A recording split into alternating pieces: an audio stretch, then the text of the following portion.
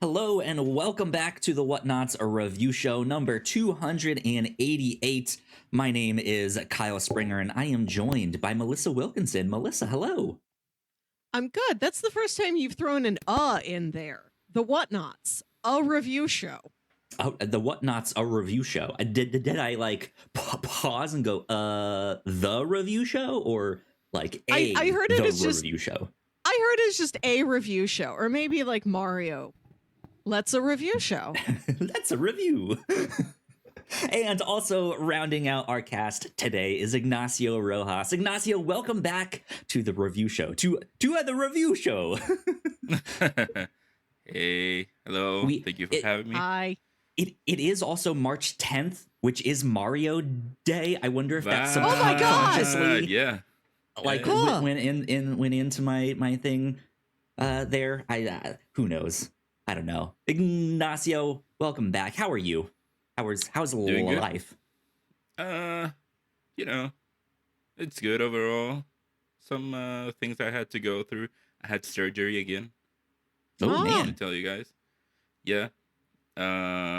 It's related to what happened last time, to my thyroid cancer. We thought it was more cancer, but Oh, it no. turned out to just be that I had somehow grown a piece of thyroid somewhere else. So Cancer. luckily Cancer, it, man. yeah, but luckily it was it wasn't as bad as we thought. It was That just is that. good. So hopefully Yeah. this is the last time. But overall, that being said, I'm finally an electrical engineer. I'm finally a master. Master. So Call you Master Rojas from Yeah. now on. you better. You better. So I've been And welcome choosing back to the show, Master Rojas. That's my favorite Dragon Ball character. You're right. Oh yeah, Melissa. I don't know if you know. Ignacio, this is what happened to me this week. So we're gonna be discussing the movie Weathering with You on today's show. Mm. Of course, I was like, Ignacio brings the anime movies. He loves them. He's a huge anime fan. He's a huge Dragon Ball Z fan. I got done watching the movie Thursday night. Literally, the first thing I see when I go on social media is Akira Toriyama has passed away at the age of 68, the creator of Ooh. Dragon Ball and all that stuff. And my first thought was, oh, Ignacio. I'm sorry, bud. Oh, no. Yeah, I it was was like, man, hard Thursday night. we're watching this emotional movie this week. We're already high on emotions, and then his favorite mangaka passes away. Ignacio's going through it, man. Yeah. So yeah, the creator of Dragon Ball passed away this week. So Oh, sorry to hear that. yeah. Well, besides that stuff, Melissa, how are you? I'm fine. I didn't know it was Mario Day. I knew about the existence of Mario Day, but for me, it's Oscars, baby. I'm ready. Ooh. I printed out my ballot. I filled it out. I've got a clipboard. I'm just like Rami Malek and Oppenheimer, just staring at my clipboard all Clipboard night. guy. Yeah. Yep. Good stuff. And you're off to a party this evening to go watch it. Well, I'm off to maybe not Jack's like, basement. Yeah, not like big party, like house party at Melissa's. Here we go. No. I'm going to get a That's good. large That's fine. alcoholic slushy, though. I'm like, this is an Ooh. all-night event. I can get this in and out of my system by the time Best Picture is awarded and then go home. There you go. Good stuff. Good stuff. I don't have as exciting plans as that. I'm just going to be staying home watching some Formula One Academy, which is in all women's series. Whoa! Ages 16 to 25. Okay. They're out there. Their first I figured race they were was a couple students. days ago. Couldn't tell they were women. Kind of. Yeah, they are. Since they are younger, they're not in Formula One proper, since that is like the pinnacle of motorsport. But yeah, gonna be watching that and then playing some video games too. I'm playing Final Fantasy and Cyberpunk. So, Matt, how are you playing both games at the same time? so I'm and playing watching Formula One. right. Yeah, the 5-screen experience. Here we go. Yeah. No, it's like, and they call you Master Rojas. No, I'm playing Cyberpunk with my partner since I've already played through it once on my own. Have not played the DLC, so we've started that. But when I started it, I was a little under leveled, so I was like, I'm going to come back. But we're just kind of taking it slowly with that, and then on my own time, I'm playing Final Fantasy. So, Final How much Fantasy time have you 7 put into that? Rebirth, about 30 hours, and I've Oh. made it to the Junon region, but I haven't gone into Junon yet. I've just been in that open world area. Wait, 30 hours and you're just in June? I did everything I could do in the grasslands. Yeah. And then Okay. moved on, and then I'm now doing everything I can do in Junon. And there was one mission in there where they had me play. What was the game? They had me Queen's play Blood. Fort Condor. Oh, right, yeah. And I hate Fort Condor. I'm Why? like one of the only ones that hate Fort Condor because it's. I'm not going to get into it. I spent like 2 hours just failing over and over and over on one Kyle, it's fight. not that and complicated. it's not. I understand it's not, but I just It's whatever rock, I paper, did, scissors. whatever I did, it just wouldn't work. And I was just like, oh my god. I was watching a YouTube video that a guy made it in like 2 minutes. I did the exact same things he did at the exact same time. I synced up our videos, and it still didn't work. I was just like, what is happening? Kyle, I just Anyways. replayed intermission and just not even having to do it, just for the fun of it, I almost Beat all became the Fort Condor. Fort Condor champion. stuff. I like Queen's Blood, though. Yeah, Queen's Blood. But I digress. We are here to talk about Weathering with You, the animated movie from Makoto Shinkai. Master Rojas was the one that brought this to the table since we invited you back on the show this week. Ignacio, tell me a little bit about this movie. How did you hear about it? How did you find out about it? What was your experience like watching this the first time? Yeah, talk to us. So, Your Name, which is the previous movie by Makoto Shinkai, is my favorite movie of all time. And so, of course, after watching it, I was eager to know what was next. And then eventually, Weathering with You gets announced, and it happened to coincide with when if you remember, when I traveled to San Francisco to study. And so I got to watch it in theaters over there. That's cool. Luckily, it came out before the pandemic, because I was also supposed to watch Digimon The Last there over too, yeah. and that got canceled because of COVID. But I got to watch this one in theaters, and yeah, that's my experience. I love this movie, not as much as Your Name. It's still great for me. Your Name is top, and then only a little bit below it is Weathering with You, and then Suzume, which is the next movie, is a little bit below that. I gotcha. Yeah. I gotcha. Cool. Makoto Shinkai is my favorite director, and I just love what he does, the types of story that he does. You can see a trend with his movies where he likes to make unconventional love stories, or love stories with a twist, and I'm just a sucker for that. Good stuff. Good stuff. Melissa, you did not know much about this one going in. You were like, I think someone turns into a cloud. That's what I thought. I thought it was a cloud became a teenager and fell in love, and is like, I'm not prepared for this. I'm a cloud. I I'm gotta sure go that's a back movie to the somewhere out there. sky. Right. Yeah. You guys can upload your love later in the cloud. It turns out this is a movie about two human teenagers, one of whom has weather powers. But I was really convinced, like, one of these kids is weather.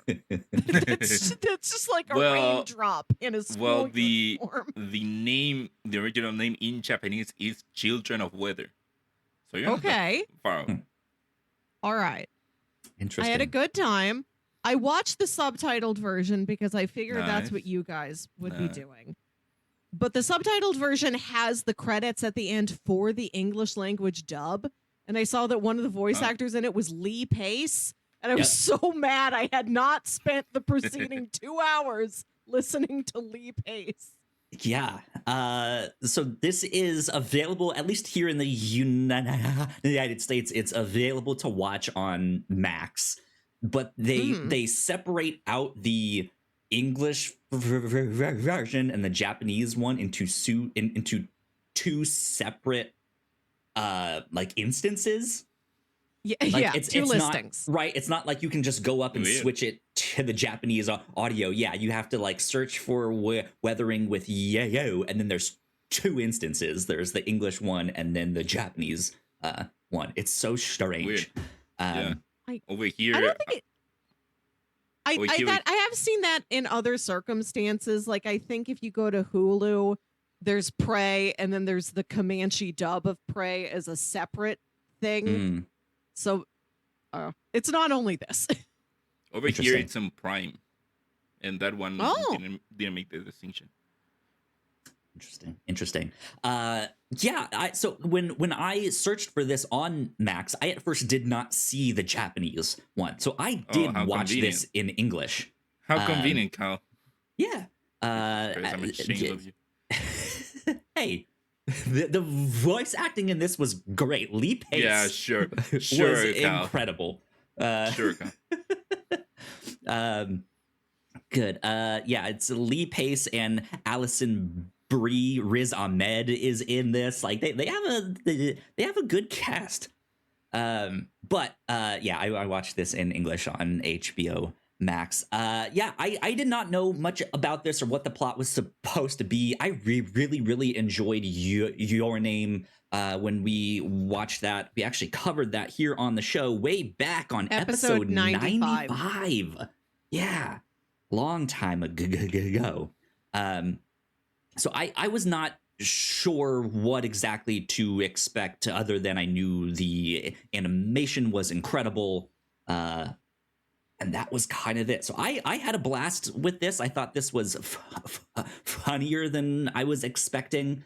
I don't really remember Your Name having that many comedic moments. I know it Yeah. has them. In Yeah. like the first hour, when it is more of a body swap comedy. Right. But this one I felt was a little more lighthearted is not the right word, but yeah, just had some more comedic moments in it here. And I think I agree with you, Ignacio, that I liked Your Name the most, and this is kind of just underneath Mm. that. I think Your Name has a much sharper emotional gut punch. Yes. It's got a twist in the story, and this story is more straightforward. Yeah, despite it still being this like oddball, weird teen romance of you have weather powers and here's what's and it's like kind of a fantasy world here. I think my favorite thing, however, that now has piqued my interest the most is the Shinkai verse. I did not know that these movies were connected and kind of all taking place in the same universe. Melissa, I don't know if you picked up on this or not. Oh, yeah. I again, it was over 4 years ago that we Right. watched Your Name. I did not remember any specific details in that movie that would have linked it to this movie. So Would you the please per- clarify? We'll get into that in spoilers because there is Okay. some Okay. spoiler stuff in there, but just know that there are some Easter eggs throughout this film, Your Name. What was his most recent one? Suzume. Yeah, that one also, they all kind of connect in a strange way. So yeah, I say go check out this movie. I had a blast with this for sure. And I believe you all will walk away with your favorite character being the younger brother. Yes! The absolute player. Unless it's the cat. Right, yeah. Who quacks like a duck at the end. Good stuff. Good stuff. Well, yeah, do you guys have any kind of final spoiler-free things to say about this before we go on to housekeeping? What was the name of the cat in English? Oh, Rain. Rain, yes, yeah. Oh, I thought you were saying that the cat was called Quack. Oh, Okay.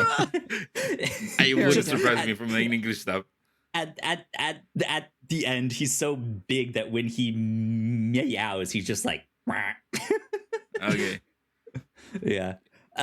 Okay, with that, let's take a quick break for some housekeeping, and when we get back, we will dive into spoilers. So we will be right back. Thank you so much for checking out this podcast. We hope you're enjoying it. If you didn't know, we make multiple different shows here at the Whatnauts, and a lot of hard work goes into making them, so we would love it if you check them all out. But none of this is possible without your support. Head over to patreon.com/thewhatnauts, and you can get access to over 40 hours of exclusive content, including our Patreon first podcast, The Pilots Club, when you sign up at our $3 tier. Of course, there is a free version of the Pilots Club available, but episodes are exclusive to our Patreon for 2 years before they hit the free feeds. If you're interested in buying merch, we have shirts, hoodies, mugs, and more for sale over at thewhatnauts.com/store. Another great way to help us out is by subscribing and leaving a nice rating and review on your podcasting app of choice. You can also subscribe to our YouTube channel for video versions of the show, trailer reactions, and live streams. And lastly, you can always find out more information about the shows we make on our website, thewhatnauts.com. Right, we are back. Once again, a big shout out to all of our Patreon supporters. We thank you. We love you a lot. It means a ton.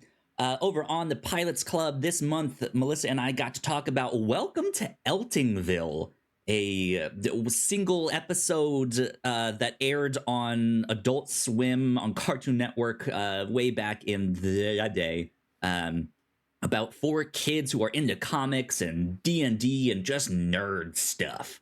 What an interesting show. It's interesting to think about whether or not a show like that would work in today's kind of pop culture landscape. Sounds to me like Stranger Things. It's set in 2002. Nerdy stuff, but it's not the like, and the kids go on an adventure and save the town. It's just like them just sitting around being like, hey, do you have the latest issue of The Human Target? I do. It was amazing. They're very mean teenage boys who get in a fist fight over a Boba Fett action figure. Yeah. It's a really interesting time capsule of 2002 dark nerddom. Yeah. Good stuff. So go check that out over on the Pilots Club on our Patreon. There is a free version of the Pilots Club that is now available. And our second episode is now up on that, in which we got to talk about the pilot episode of Doom Patrol, which is available on Max. But you guys can go listen to our podcast on that. So wherever you get your podcasts, just know that the free feed is 2 years behind where we are on Patreon. So if you want to support us on Patreon, there's plenty to catch up on.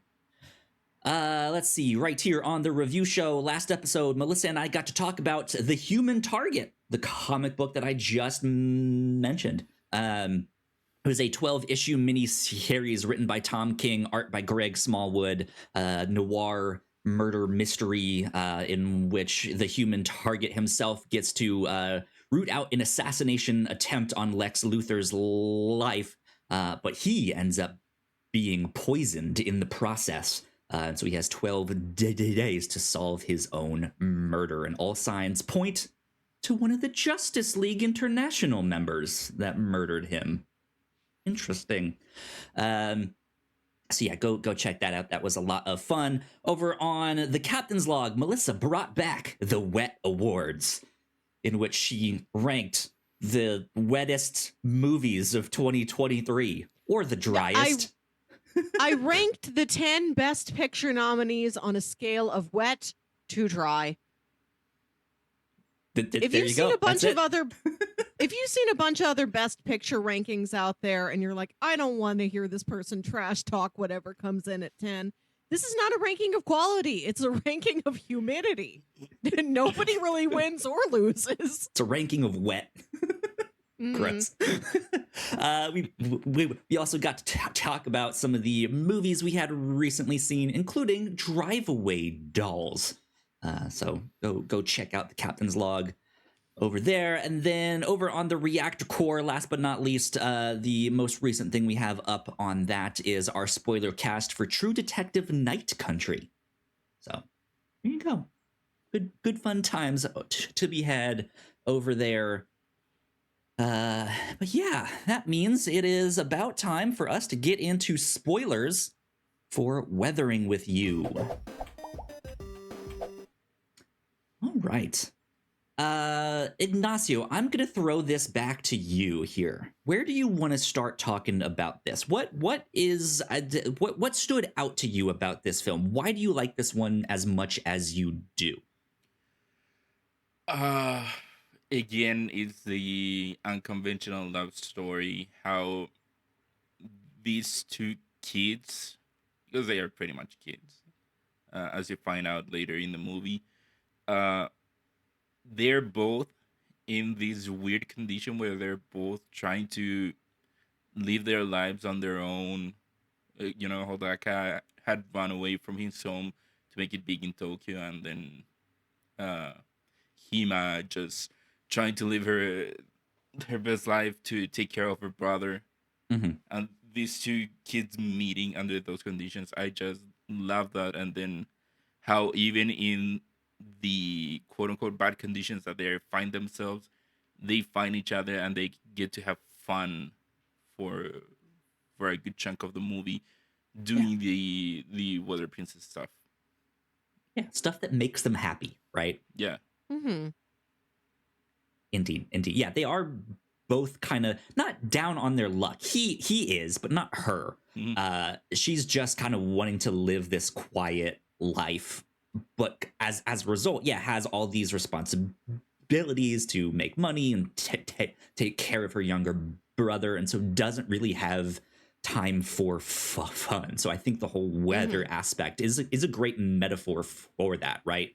Wherever they go, it's just kind of constantly raining. It's cloudy. It's just like, I have to bring an umbrella and wear boots, and this is a hassle, and then they get to bring some sunshine to people's lives, and it makes everyone happy, and it's fun. It's a good time, and everyone's just like, hey, thanks. This means so much, even if it's just for half an hour, right? Like, I got some sunshine. It's so sweet. I love the variety of requests for why somebody wants sunshine, and they take all of them. Nothing is portrayed as being too silly or unnecessary. It's never a massive disaster. Like, we must provide sunshine to this farm or the crops will all die this year. It's more stuff like, this outdoor market could use the sunshine to attract more business. This kid wants to play outside in the sun. This woman who it's the 1-year anniversary of her husband's death, and she wants to do the ceremony where she lights a little fire, wants the smoke to go directly up to heaven unencumbered by the rain. It's the cosplay festival. I spent so much time on this costume. I want to take photos outside. Please make it sunny for me in my outfit. Yeah. It's just like there's a good chunk of this is them just bringing joy to other people and in return the joy that they get out of that, which I just think it's nice, it's wholesome, it's just like, Yeah. oh, this is good, I like this is fun. I love that this was a movie about kids who have jobs. Yeah. I'm not a big anime person, partially because there are a lot of anime that are very, very long. So I was very happy. I'll watch any standalone anime movie. That's a lot easier for me to fit into my life. And there's a lot of anime about kids in high school. And I think I'm just at capacity for how much I need to see of a Japanese high school. There's a lot more other aspects of Japanese life I would like to learn about through an anime. So while it is unfortunate that these teenagers have to live these adult lives and they don't have folks in their life who are going to care for them in a more parental way and give them the freedom to go to school, I like the business hustle. That was something fresh. Yeah. Good indeed. Good indeed. If you had to get a job at that age, middle school and high school, like to survive, not just like I had my first job at a ice cream store where I made $7.50 an hour, but like you had to like pay rent, all of that stuff. What do you think your first job would be? Man, I don't know if going back to the age I was when these kids are the age they are, I don't know if I could have made a living out of Blockbuster. that I could have, does but seem then like there's a a good time fit. limit on that. Yeah, it's like I think all the Blockbusters closed when I was like 22.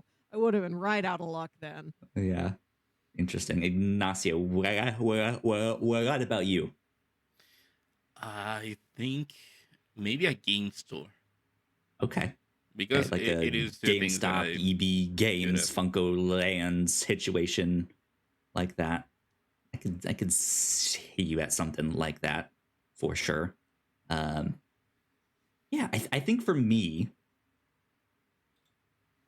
I almost feel like I mean the obvious one would be like a comic book store, right? Like let me go work at a comic book store. I feel like just a bookstore in general would be a lot of fun.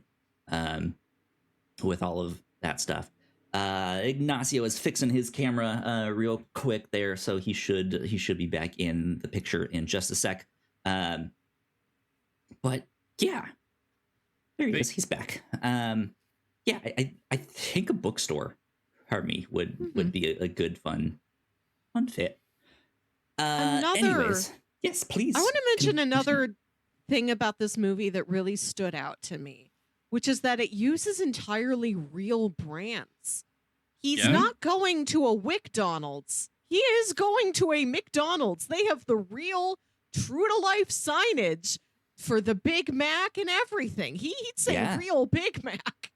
Yeah. Well, and it even goes further than that. What I like about like Japanese movies and anime is that they use real locations. These I can guarantee for the most part are real places in Tokyo. Mm. But yeah, It looked like it. seeing Yeah. McDonald's, there. I It think is a I'm bit too used much to for me for product placement. They, if I'm not mistaken, they had uh, a brand deal with McDonald's. I think either for this movie or just for not any movie in particularly. Makoto Shinkai did a commercial for McDonald's. I gotcha. There's other things in there too. There's real Pepsi signs in the background. There's real companies that you see their logos across the skyline on these big promotional signs where they live. I think it felt less like maybe it was intended as product placement, but for me, when I'm used to seeing so many fake or generic alternative brands, it was weirdly refreshing. It made me feel oddly grounded. Like, oh, they've got Pepsi. I have Pepsi. These kids are just like me. Indeed. Yeah, man. I think what stood out the most to me in this was the amount of rain in like the artwork in this is spectacular.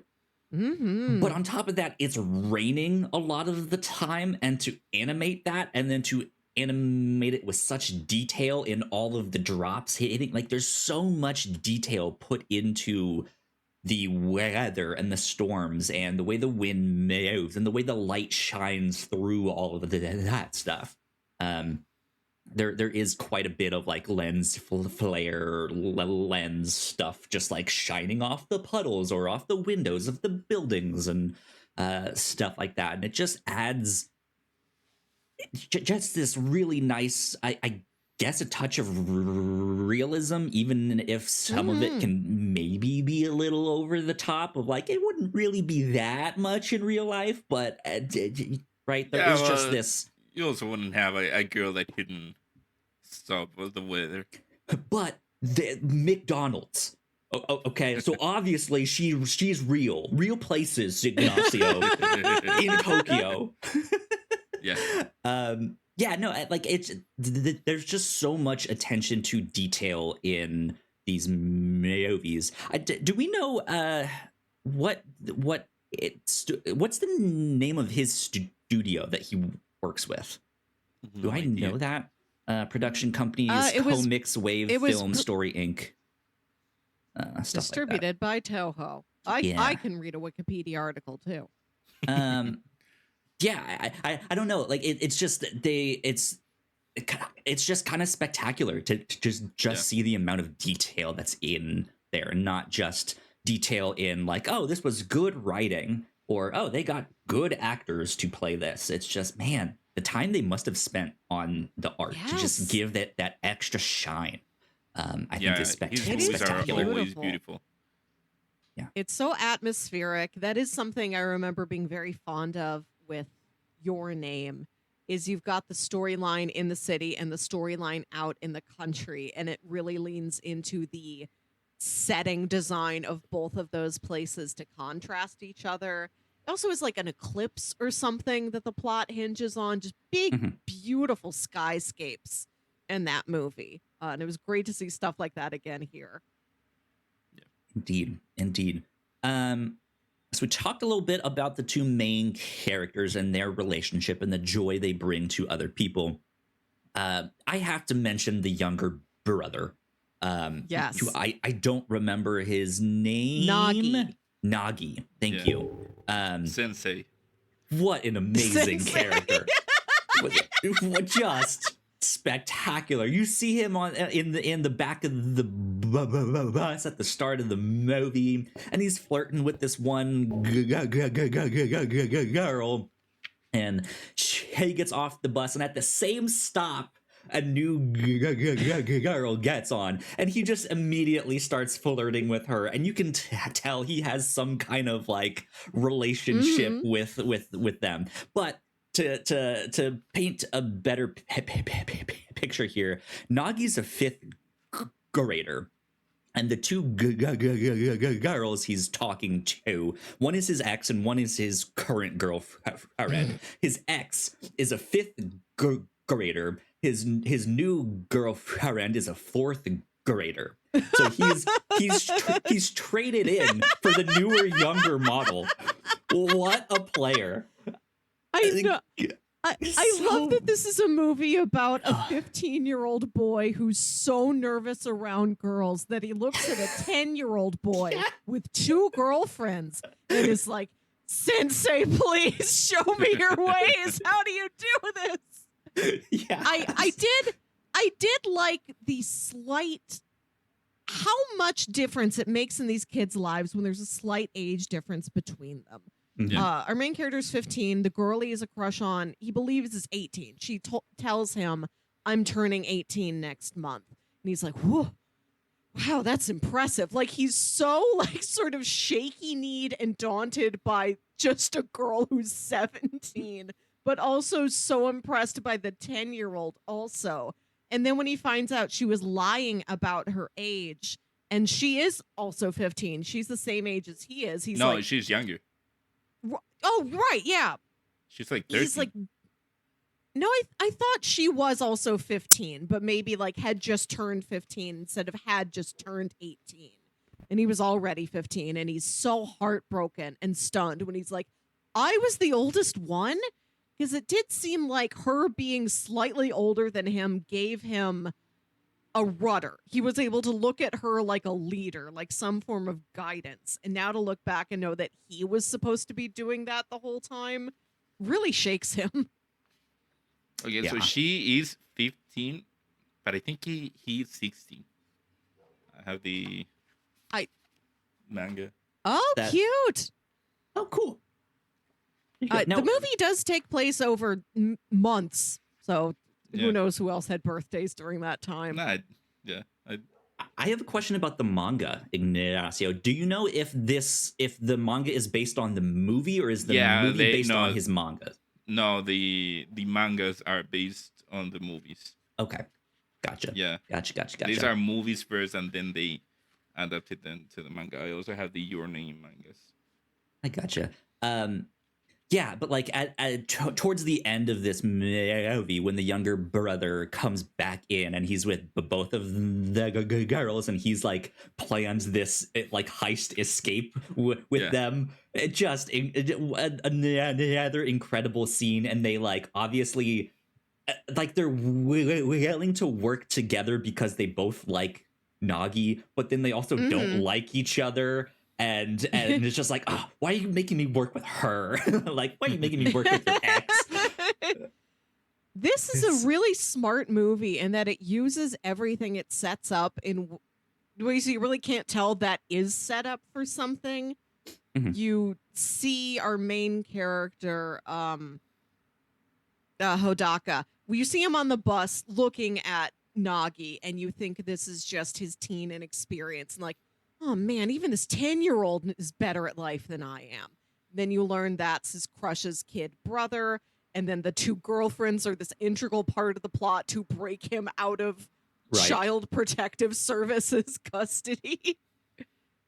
It's great, yeah. All of that was fantastic. I do want to talk about these Easter eggs real quick here. Please do. Because this is the thing that I think piqued my interest the most, because I loved Your Name, and I was having a great time with this, but it wasn't hitting that same emotional beat for me, and it didn't have the like mystery. I'm a big fan of like crime shows and detective fiction, so that like small mystery that they have to figure out in Your Name really worked with me. When as they are doing the jobs to bring the sunshine to people, the older woman who wants to light the fire for her husband that passed away a year ago, her grandson that then steps in, that's the main guy from Your Name. And then shortly after that, when he goes and buys the ring at the mall, the girl that sells it to him is the girl from Your Name. And it's the light spoilers for Your Name. If you haven't seen that one yet here, you might want to jump ahead a bit if you don't want it spoiled. There is a time jump in the midst of that movie where he wakes up with like no memory and all that stuff. Supposedly this movie, or at least that part, takes place in that time gap here. There's a caveat with that, I think, but timeline wise, this is where that would take place. So they haven't like met back up at the end of Your Name yet. Well, sorry to burst your bubble, but technically it cannot fit into that. Exactly. This is the caveat. This is in like an alternate reality version. So they're like it's it doesn't those add up same that, characters. Yeah. But this Tokyo floods. Yeah, so, it doesn't add up with Tokyo flooding. Yeah. Which does not happen for them in Yeah. Your Name. And then from what I understand, his newest movie, does kind of deal with like alternate realities. I don't know how true that is or to what extent. Kinda, but not in the way you think. Well, that's the thing. I don't know what to think because I haven't seen that one. So I just know that they are all like lightly, loosely, somehow connected, and there's people out there trying to connect the dots and stuff like that. But I thought that was a neat Easter egg. Something else for you, Melissa, that I don't know if we realized when we watched Your Name way back when, but the English voice actor for Taki, who is the main character of Your Name, is Michael Sinterklas from Venture Burrows. That's why I watched it. That's why I watched that dub at that time. I was like, oh boy, more Dean Venture. Yeah. And I remembered I had done that, and I'm like, okay, for this next one, I'll watch the sub. One of each. I'll balance the scales. Yeah. Also, Cal, the Japanese voice actor for Taki, has appeared in something that I think you watched in live action. Let me open up his Ryunosuke. Oh, is he where is it? Oh yeah, I was gonna say, he's Kenshin. He's Kenshin Himura. He is the protagonist of Godzilla -1. Oh, yeah. Interest. Oh, I didn't realize that. He plays Kenshin Himura in the live action Rurouni Kenshin movies, which are also fantastic. And I guess Godzilla -1. He's Takashi. Yep. Wow, awesome! I didn't realize that. nice to know. Yeah, I was watching the movie, and while watching the movie, his voice sounded very familiar to me. Interesting. That's cool. Do you guys remember how Taki in Your Name wants to grow up and become an architect? Yeah. And his room is covered with blueprints and like posters of famous buildings. And one of them's a poster that just says the word architecture. Not even over an image. It's just the word. It turns out on Ignacio's wall behind his computer, he just has the word engineer. Yeah, electricity, engineering. Oh, no. I thought of that, and then I looked at the very detailed backgrounds in Weathering with You, and I'm like, way to step up your game. Yeah. Good stuff. Good stuff. What do you guys think of the ending? And I don't know where you want to start. Where does the ending start for you in that regard? I guess the ending, which is after the time jump, after he gets sent back to the island, and he has to graduate high school before he can go back to half submerged Tokyo. Yep. It's a really sweet, really specific message, or at least a conclusion that this character has come to. He's like, yes, what we did maybe has thrown the city, if not the country, if not the hemisphere, the world, into weather-related turmoil with a rain that never ends.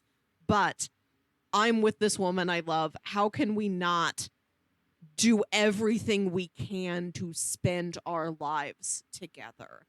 And who knows how much of it really is related to ourselves or not. We shouldn't spend our time looking over our shoulder, wondering about the consequences of our actions on other people.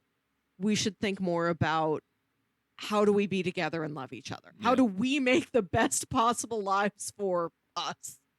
And at the end of the day, I choose you over the world.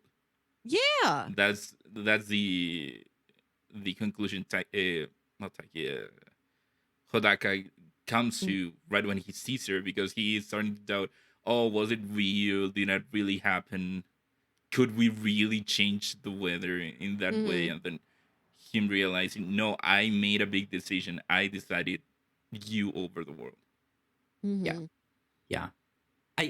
I think for me, it's interesting because I feel like it has a really great view on there's not like one word in particular to sum it up, but like people who don't take a conventional route to like find where they fit in the world here. Like they don't go to school and graduate and then find love and find a job and all, right? For them, it's all kind of flipped upside down and twisted around. They run away from home. They have this side hustle job that is just bringing joy to everyone, but then that's also hurting their relationship. And so they say, you know what, screw it. Like we're gonna kind of focus on us here, and the world can kind of deal with that. And Tokyo ends up flooding as a result, which is on one hand disastrous, but I don't think the movie necessarily paints it in a disastrous light. It's not like, oh, this is the end of the world, right? We're all dying. It's just like, this is a change, and we will adapt. We will adapt. We will move on. We'll figure out life in this new status quo. And I think that's really beautiful. It kind of lends this acceptance to like alternative paths of life, of just like you don't have to be Master Ignacio here getting all of his degrees and all that stuff. You can find your own way. Yeah, I think it's sweet, and I think it's refreshing because it's not a message you see so often. I think about how Peter Parker can't be with Mary Jane because he has to be Spider-Man and he has to save New York. He's not allowed to say, New York, you're on your own. I have to be Peter for a little while. I have to be with the people who love me. When he tries, he just gets wrapped right back up into it. It's like, well, he tries multiple times and fails spectacularly. Mm-hmm. Yeah. Well, It's just like the go ahead. like the title of the song that plays at the end says, "It'll be all right." Yeah. Mm-hmm. Yeah. I think without even kind of diving into details, I think as the world has changed and modernized, right, we see a bunch of people taking different unconventional routes in life, whether they are a YouTuber and can make a successful life out of that, or they are an OnlyFans model and do pornography or nude modeling, right? It is these kind of unconventional, maybe previously looked down upon, like, oh, you'll never make a job out of that. Get a real job, right? But without really saying those things, this movie is kind of being like, you know what, it's okay for you to find your own path. And I just think that's neat. I think that's fun. Good on them, you know? Let's circle around to some major characters we haven't brought up yet, who are Keisuke and Natsumi. Yeah. These are Lee Pace and Allison Brie in the English dub here. And I almost didn't recognize Lee Pace. And like even then knowing it was him, I was like, wait, this is supposed to be Lee Pace? I was like, You can't hear the eyebrows coming through. Eventually you can, but it almost sounds like he's not doing his normal voice. I know he is, but I had also recently watched Foundation, and he has this like regal sense to him as he plays this like this emperor person, and so just to see him, this like small time publisher, just this kind of low life, barely scraping by, it was just like, he's kind of putting on, like, he's an actor. Good for him. He is an actor. Right. I like Keisuke. I like that he does go out of his way to do things for people, but still has this sort of scummy vibe to him. Yeah. And when he meets, you learn that he is a widower. His wife has died. Their young daughter is in the custody of the wife's mother, and he only gets to see her sometimes, he wants to take her out to the park, and the mother-in-law is like, don't you know she has asthma? It's raining. She can't be out with all the damp air. That's bad for her. And she's like, I don't want her to be around you because you smoke. And he's like, I stopped smoking. And she says, well, you still feel like a smoker. Yeah. You Accurate. project permanent smoker energy, and I don't like that. Yeah, I liked his character a lot because he's also a character that is down on his luck at the start of this, and by the end he has found his happiness. And it's not that he took a different route or changed his life completely. He had kind of found his happiness earlier and just kind of stuck with it, and like it wasn't necessarily coming to him right away. And I think that's also another important path to take note of. Like just because you don't find immediate success doesn't mean that it's not for you, or you might recognize that, hey, this is what I want to do, but you're not necessarily immediately getting that happiness or that fulfillment out of it that you might want. It might seem like this is work, this is a chore, this is right. I just need to scrape by here. But by the end, he's expanded his publishing company. He overfeeds his cat, much like I do.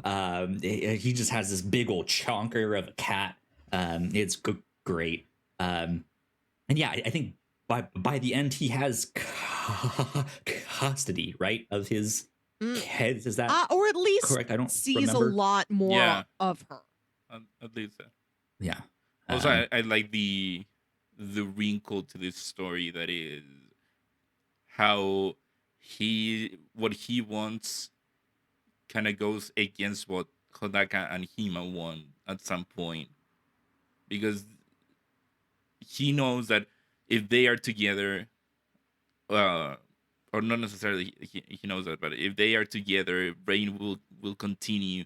So that means that his daughter cannot go outside. He cannot play with his daughter, and he cannot help them because, as he said, he's trying to get custody of his daughter. But if he's helping a runaway kid, that's gonna negatively impact his case.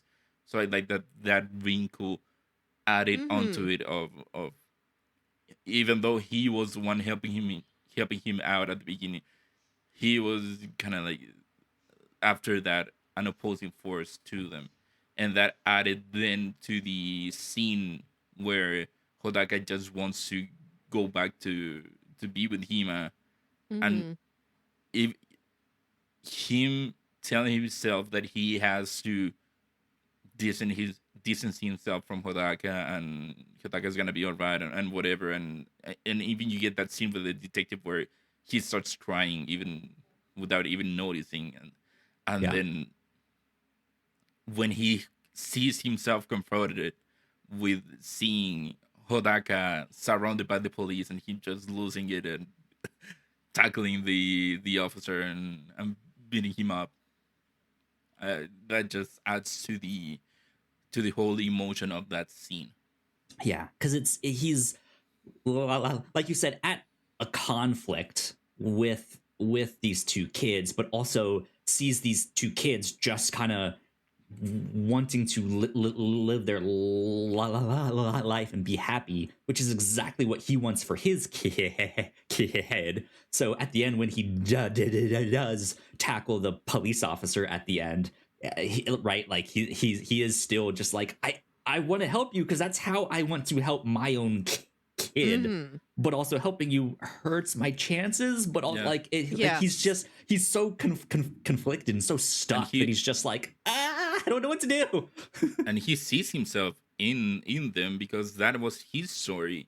He ran away, and that's how he met his then wife. Yeah. So he sees himself in them. Absolutely. Yeah, I like even how after the time skip, and we find out that Tokyo's been flooded, that he goes back to the grandma to like talk with her and stuff like that, and she's the one that kind of explains like, yeah, this whole place used to be underwater anyway, so you might think it's tragic, but this is just kind of how life used to be. So there's always a silver lining, speaking of clouds and stuff like that. Then we also have Natsumi, who I like Hodaka. I like his mindset of everybody else is getting some action but me. Right? Just like kind of in the way where he looks at Nagi and his two girlfriends, and then also when he goes to see Keisuke, and the first person he sees is this hot girl sleeping on the couch, and he's like, that must be his mistress. Like, I've never I seen a understand. mistress A before in real mistress. life, but this must be one of them. And he's shocked to find out later that that is his niece. Yeah. And They're all then just you like, look back "Oh, and you you're like, perk." right.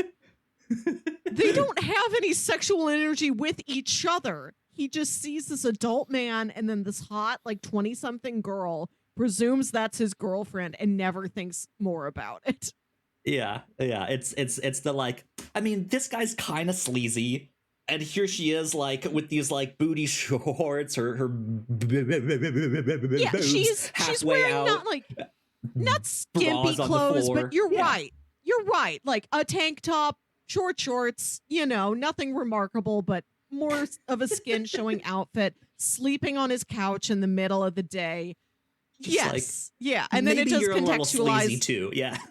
Right. When he's cleaning up and he finds a bra and he shows it to her and she's like, that's not my bra. But she doesn't sound mad. You think back on Right, it. You're yeah. like, right, she wasn't mad. She's like, no, it's not me. Go somewhere else. That's so funny. I did think we were gonna get an accidental boob grab later on.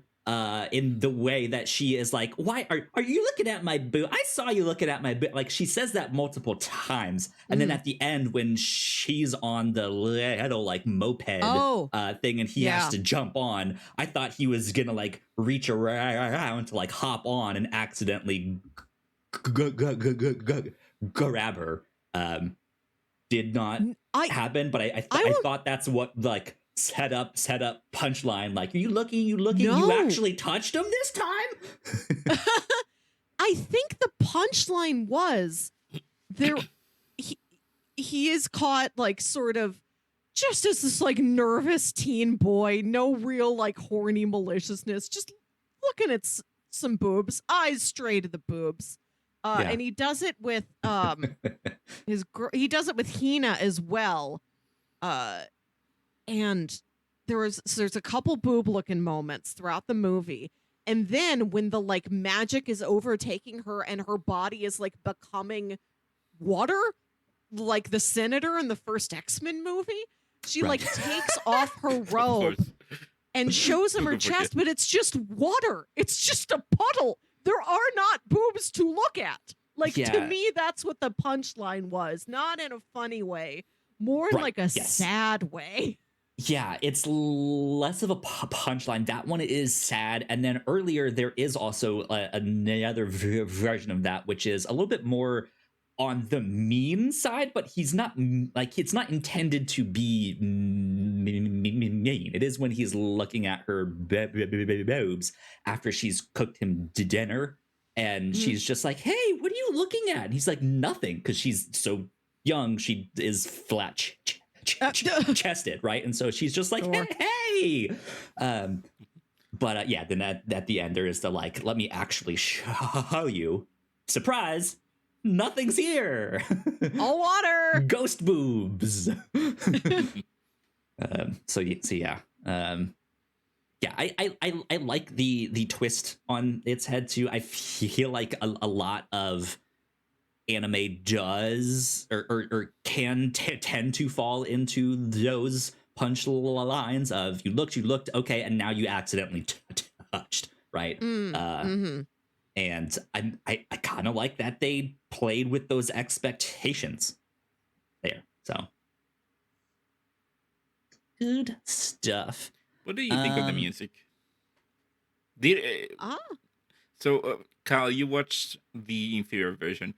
Ha- did they translate the music? I know they did that for Your Name, if I'm not mistaken. You know what? I didn't pay as much attention as I probably should have. I don't think they did. Okay. No, they did translate the music, I believe. Now that I think a bit about it, because they're like remember a number of the songs kind of uh reflecting not what's happening in the film per se, Yeah. but just kind of the general mood of like, and now we're bringing sunshine to right. That hit song, that bop was not in the Okay. Yeah. movie. They didn't pay me enough to get that one in there, but Hmm. They should. yeah, They- yeah, they should next I time. liked the music. I liked that it was alternating male and female vocalists. Almost felt like a dialogue, like a more direct expression of not just the themes of the film, but the individual viewpoints uh of Hodaka and Hina. The movie has these breaks every, I don't know, like half hour or something, where you get the little musical montage that's just sights of them living and like establishing shots of the city set to one of these songs. It almost felt like this was a movie designed to also be broken up into TV episode chunks, where that would be like the end of each individual episode, Mm, interesting. which it isn't. I glanced at the Wikipedia, did not No, say so, but it isn't that. that's what the pacing reminded me of. Those segments seem like the capper at the end of an episode. No, Your Name had that too. It's the director does that to kind of like squeeze in a lot of things going on. They're montage. Hmm. They are what's the plural of montage? Montages. Montages, yeah. Yeah, montages. Yeah. I don't think it's like moose where it's a singular Montusi. plural. So it's that because you have it for the when they're doing the weather girl stuff, Mm. and then the other one I cannot remember what happens.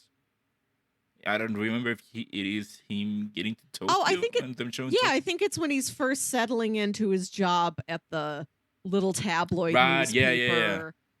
Yeah, and that's them trying to squeeze in a lot of development in a small space. Your Name did the same thing where it also had they had a montage for the all the time they were switching bodies. Mm. Yeah. Yeah. Man, this was good. I liked this Yeah. one. I enjoyed it. It's lovely. I maybe a little bit more. I agree that I'm maybe a bit more impressed with Your Name, but because it's heavier, it's got the sharper emotional pull to it. This one is a little lighter, a little bit more consistently toned, whereas Your Name is like body swap comedy and then romantic tragedy. Yeah. So it feels a bit more consistent and straightforward throughout its run. I did really enjoy it. I could see myself putting it on again. I've watched Yeah. the sub. Now I will listen to the Lee Pace version.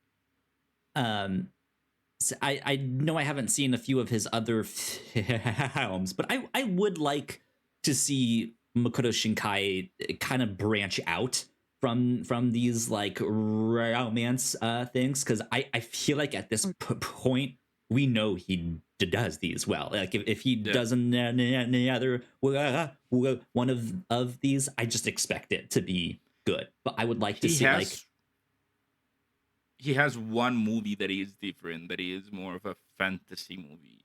I interesting. haven't watched it, but I believe it is more of a fantasy adventure movie.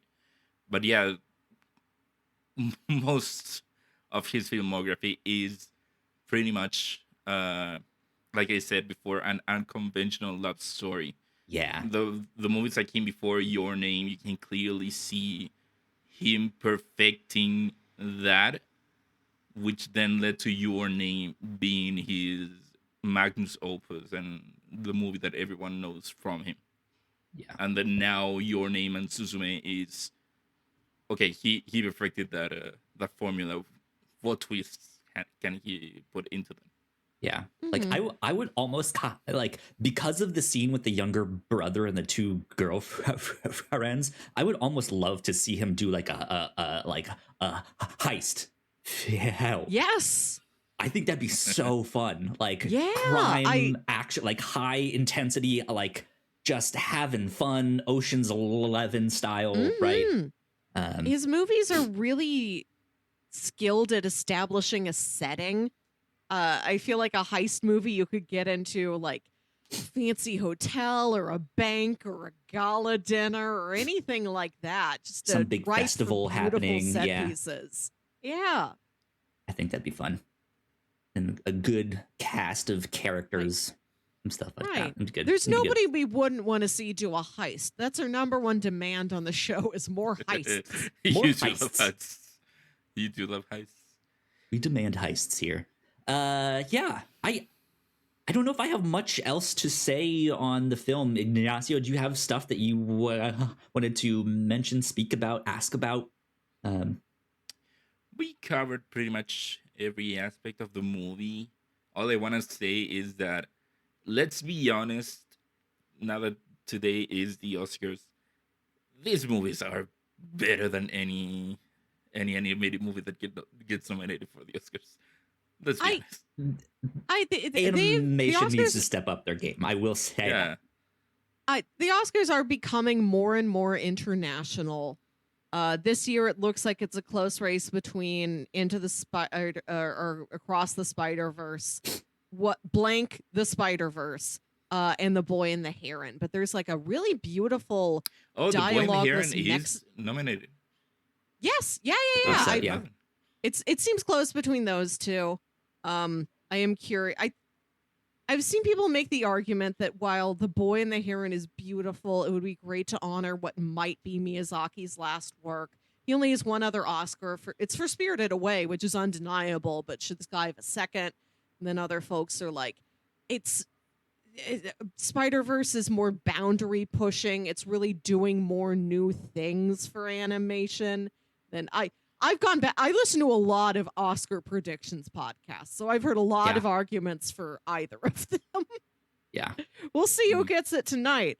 Godzilla -1 it was nominated for best visual effects, and it does seem very likely to win. Should have. So Got him. Japan's taking home a win for something tonight. Yeah. Although Godzilla -1 beautiful, but it should have gotten more nominations. That movie is great. Absolutely.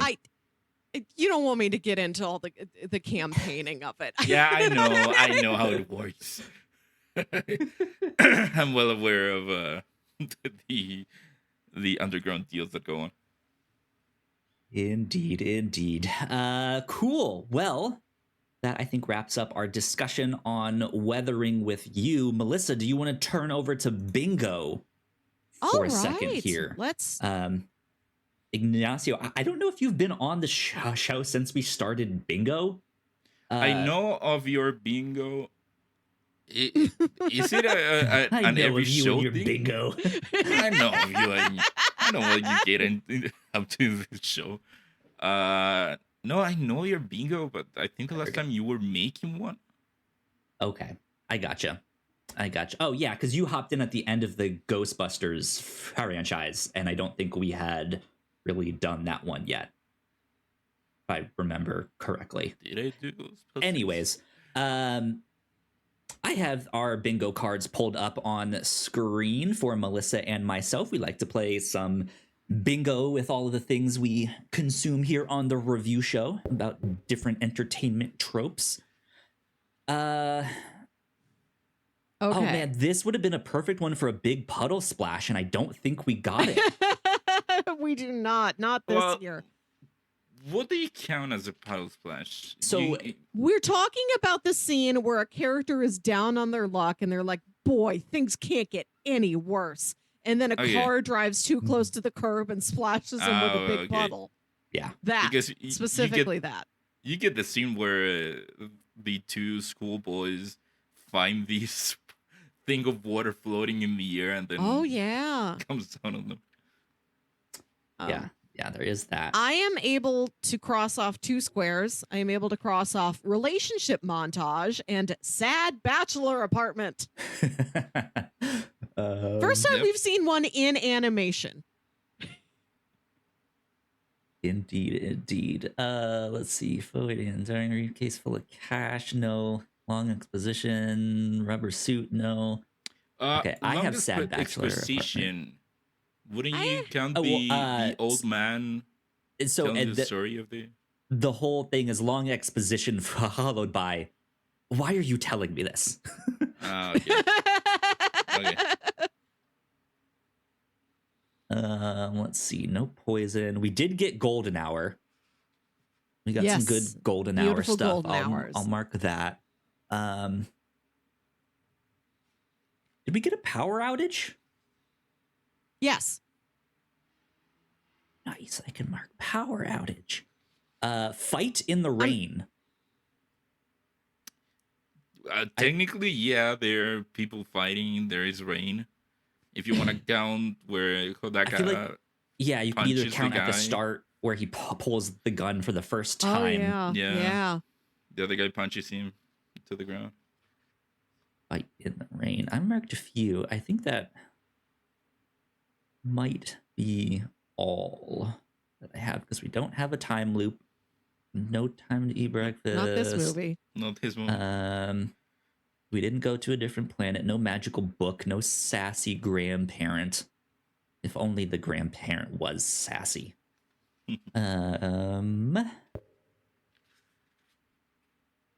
Contaminated evidence. Secret trap door. No. Nosy neighbor. No. I think that's all I got. Those handful. Sad bachelor, power outage, and golden hour. I'm pretty sure there was a power outage when the Yeah. city was being flooded and there were all those weather warnings to go home immediately, and then folks are just walking around with an umbrella like, oh. I Yeah. guess. Indeed. Every news broadcast makes it feel like there should be more panic in the streets than there really is. And Right, everybody yeah. seems pretty chill. It's just not that story though.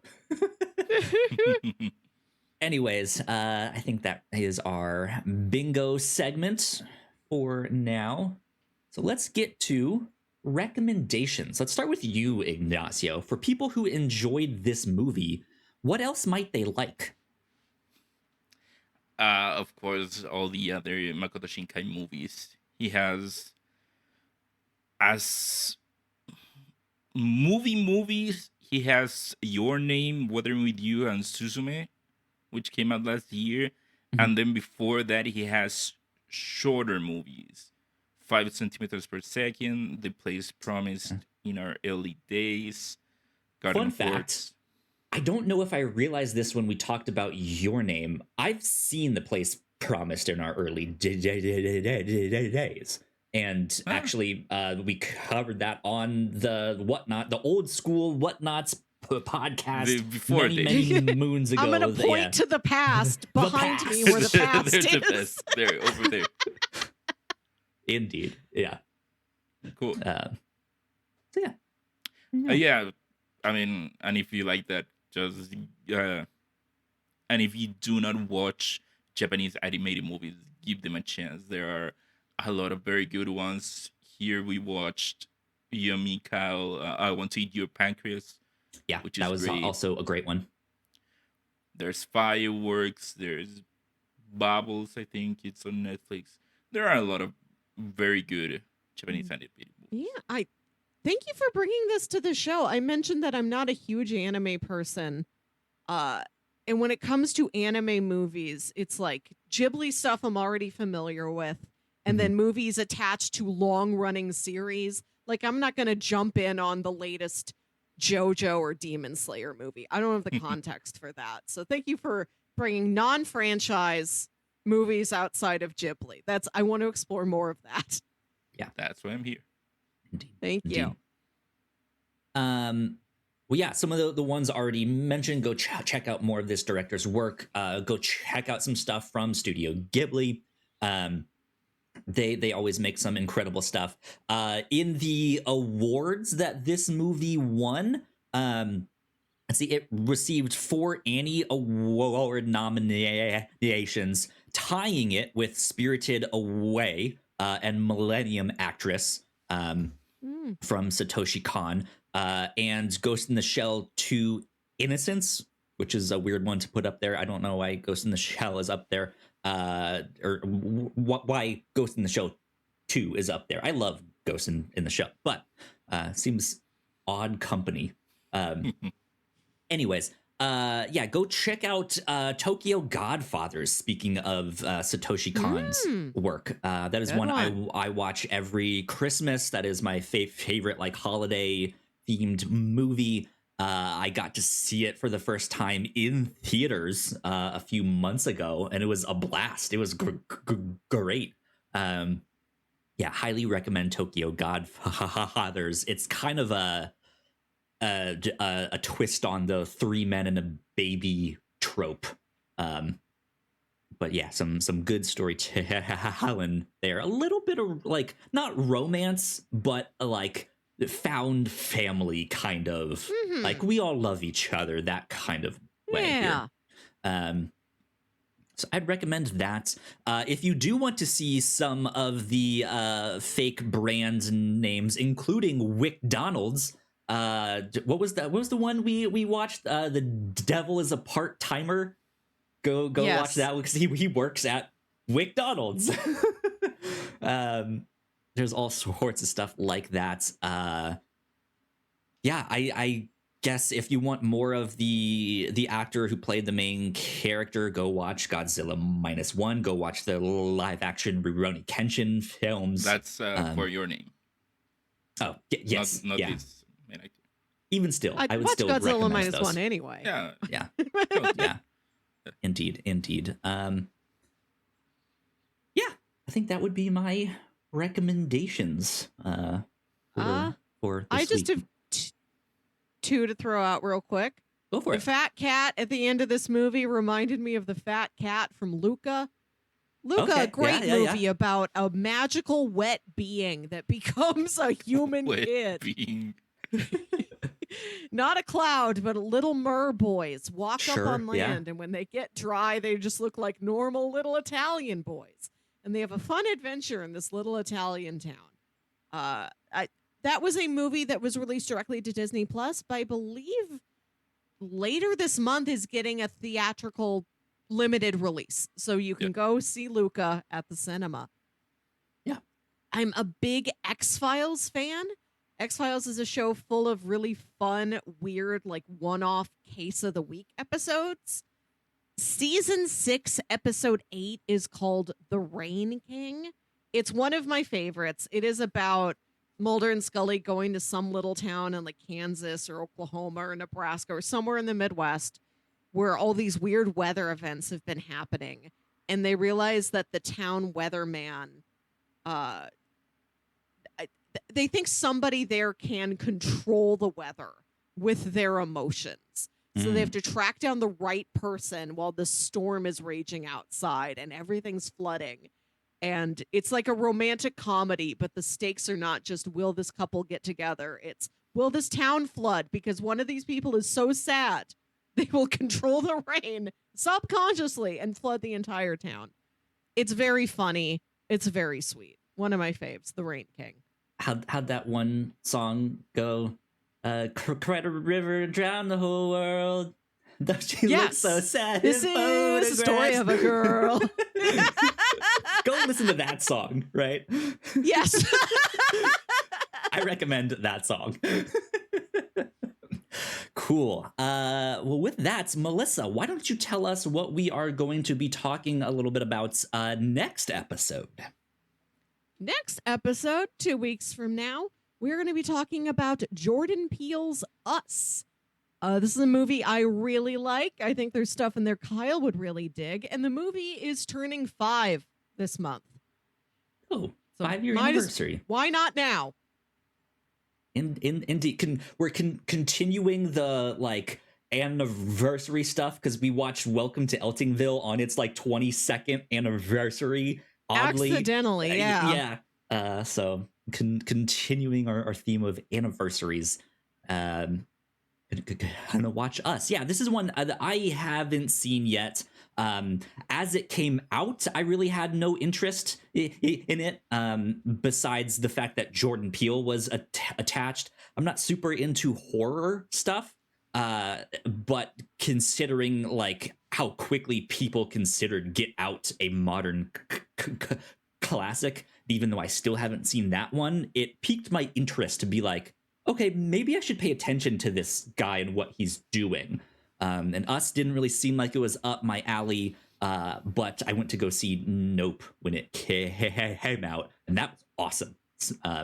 So, especially if you're an anime fan, go check it out, because there's a few anime references in that one. But yeah, so I'm excited to check this out and dive more into Jordan Peele's filmography.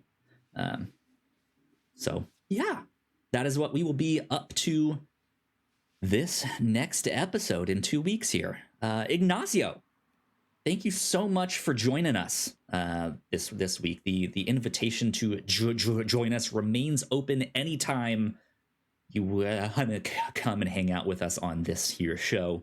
Just be like, hey, I'm hanging out with you on the show next week. We'll just be like, okay, cool. I'll just show up. Yeah. Thank you for indulging me once again by watching a Japanese movie. Absolutely. I'm glad we got to see another Makoto Shinkai movie to kind of round out a little bit more knowledge of his filmography there. So who knows? Maybe in 4 years we'll do Suzume. Right? Yeah. Exactly. On the anniversary of where Ignacio was last on the show. Yeah. Every 4 years. Indeed. Cool. Well, that about wraps everything up here for this here podcast. So, Ignacio, where can the people find you on the internet? They can find me on X, Twitter, at Ignacio Rojas B. That's IGNACIOROJASB. And Melissa? I have accounts places. I don't post, but I certainly may be reached for direct messages at Wilkywit, WILKYWIT. There you go. And you guys can find me at Yo Kyle Springer. And if you want to stay up to date with everything we are up to here at the Whatnauts, we are at the Whatnauts official on Threads. So please go like, share, and subscribe. That would help us out a ton. If you're watching this on YouTube, go check out one of our videos over there on that side. My camera's flipped this week. But yeah, this has been number 288 of the Whatnauts review show. We'll see you all next time. Bye. Bye. Bye.